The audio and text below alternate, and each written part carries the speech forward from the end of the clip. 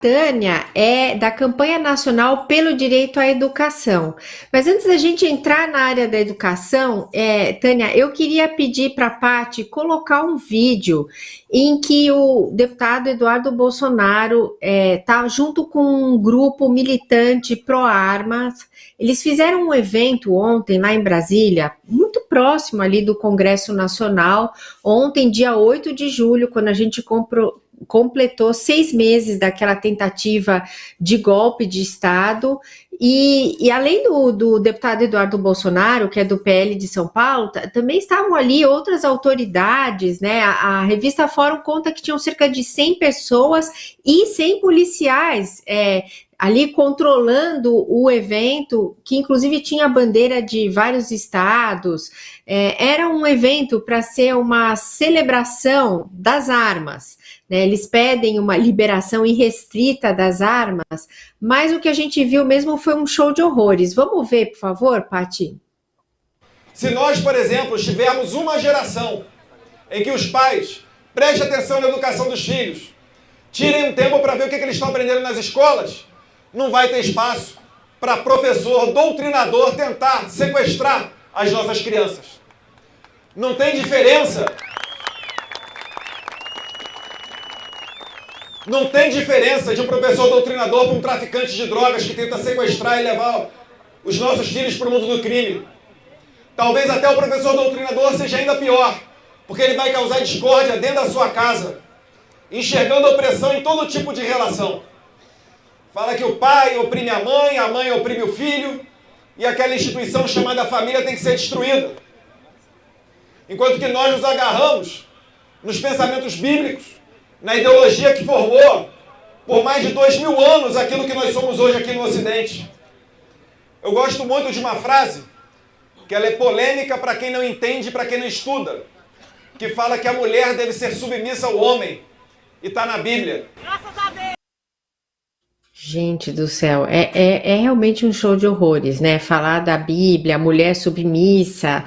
Eu fiquei muito chocada, assim, com essa fala. Na verdade, a gente não devia ficar chocada, porque isso é parte do discurso que eles vêm disseminando desde 2017, né? Agora, César, eu queria te ouvir a respeito. Você até tuitou falando que nós estamos vivendo uma teocracia miliciana, né? Esse discurso aí. O nosso infopoint de hoje é teocracia miliciana, porque eles pregam o uso das armas, criminalizam os professores, enfiam a Bíblia, é uma interpretação toda distorcida até. Eu queria te ouvir sobre isso, César. Obrigado, Miriam. No meu segundo livro, que se chama Tempestade Perfeita e foi lançado pela editora Contra a Corrente, eu apresento esse termo ao qual você se refere, a teocracia miliciana. E na ocasião, esse livro sai entre 2020 e 2021, não lembro exatamente de cabeça, muita gente me criticou, dizendo que eu estava exagerando e tal. Como eu vejo várias coisas sintomáticas nesse processo, e que remete a essa expressão teocrática e miliciana, que o bolsonarismo é o epítome, mas não é a única forma de expressão. O que eu quero dizer com isso? Que essa composição que remete a uma teocracia miliciana pode se manifestar mesmo sem o Jair Bolsonaro e mesmo sem o bolsonarismo, principalmente se a gente continuar permitindo que o dogma religioso seja utilizado no cerne da organização da vida sociopolítica. Veja, essa fala, esse trecho que a gente pegou aí, que a gente acabou de assistir do Eduardo Bolsonaro, na fala inteira, ele diz algumas coisas que são muito sintomáticas nesse sentido, Miriam. Ele diz, abre e fecha aspas, que as armas nos unem. Ele compara professores, o que ele chama de professores doutrinadores, com traficantes, e ele utiliza a Bíblia para tergiversar. É óbvio que depois eles tentam dizer que isso foi tirado de contexto, que não é isso que eles estão dizendo, mas ele utiliza a Bíblia para fundamentalmente te dizer que as mulheres precisam ser submissas aos homens. Essa é a expressão mais gráfica daquilo que eu chamo de teocracia miliciana. Não fica mais didático do que isso na medida em que você tem grupos armados, que caracterizam, sobretudo, as milícias que atuam no Rio de Janeiro e no país inteiro, mas fundamentalmente com maior ênfase no Rio de Janeiro e em estados do norte do país. Então é uma questão onde o poder público já não entra, você tem grupos paramilitares que orientam o funcionamento da vida social, política e econômica para todos os efeitos, e você tem essa dimensão do dogma religioso no cerne da organização da vida sociopolítica. O que acontece em seguida é óbvio, eles passam a atacar os professores. Eles passam a atacar figuras como Paulo Freire, eles passam a atacar toda forma de instrução que seja capaz de evitar que as pessoas caiam nessa esparrela deles, que utiliza o ódio, a segregação, a divisão, o machismo, a misoginia, enfim, todas essas categorias de distinção como forma de fazer política. Outra coisa que é bastante curiosa, veja, é que ele diz que nos apoiamos numa tradição que já tem 2000 anos e que está na Bíblia e tal. Isso vem, Miriam, de uma escola que se chama o perennialismo. E o perennialismo, através de autores como René Guénon, por exemplo, eu vou citar um único para os efeitos do tempo que a gente tem aqui para essa análise, é a principal influência do Olavo de Carvalho, o René Guénon.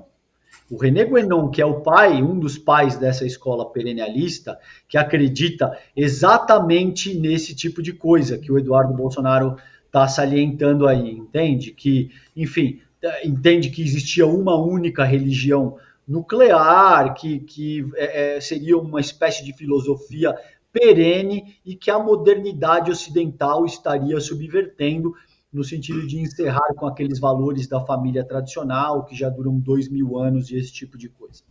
Um dos principais pensadores desse processo é o René Guénon, que não por acaso é um influenciador do Olavo de Carvalho, o principal, que agora falecido, o principal guru, ou um dos principais, talvez o principal seguramente, guru do próprio bolsonarismo. Então, essa fala do Eduardo Bolsonaro é muito sintomática, porque ela traz todas essas dimensões daquilo que o próprio bolsonarismo quer para o Brasil, que é manter o povo absolutamente ignorante. O Jair Bolsonaro, no uso da própria presidência, quando ele ainda estava chefiando o Executivo Nacional, ele disse isso. A gente quer que a molecada passe a não se envolver com política. Então, existe um projeto muito claro dos bolsonaristas, no sentido de manter o cidadão comum fora da política, no sentido de incutir uma dimensão absurdamente dogmática e religiosa na forma como a gente se organiza sociopoliticamente e no sentido de armar física e ideologicamente a nossa população.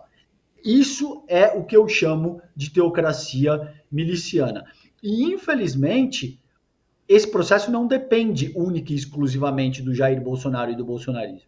É verdade que o que aconteceu, sobretudo a partir da Lava Jato, com a ascensão do bolsonarismo, esse processo foi catalisado em ampla medida de uma maneira muito agressiva. E isso existem indexadores sociais que te comprovam o nível de armamento da população, vários outros indexadores sociais que vão de PIB, IDH, enfim, um sem número de indexadores sociais que te demonstram esse processo de uma forma muito aguda. Fundamentalmente, é isso que eu quero dizer quando eu cito nesse trabalho a teocracia miliciana, e é um processo que, para encerrar minha fala, Miriam, que a gente precisa endereçar no nível sociológico, e não única e exclusivamente endereçando a questão político-partidária. Essa é uma questão muito mais profunda, e o que está em jogo aqui é o futuro do Brasil e das nossas próximas gerações. Pois é, e logo no começo do governo, o presidente Lula revogou um decreto assinado por Bolsonaro, né, um decreto que facilitava o acesso às armas para essas pessoas que são os CACs, né, os colecionadores, atiradores, caçadores e tal. Esse grupo quer reverter essa mudança, mas a gente percebe que por trás dessa fala no palanque tem outras intenções também do deputado. Quero lembrar aqui, ler o nome dos deputados: Marcos Polon, que é do PL do Mato Grosso do Sul, é o coordenador desse grupo, e também estavam lá os deputados Sargento Gonçalves, do PL do Rio Grande do Norte, e Sargento Faur, do PSD do Paraná. Quer dizer, tem uma militarização da política que a gente vê consagrada ali nesse palanque.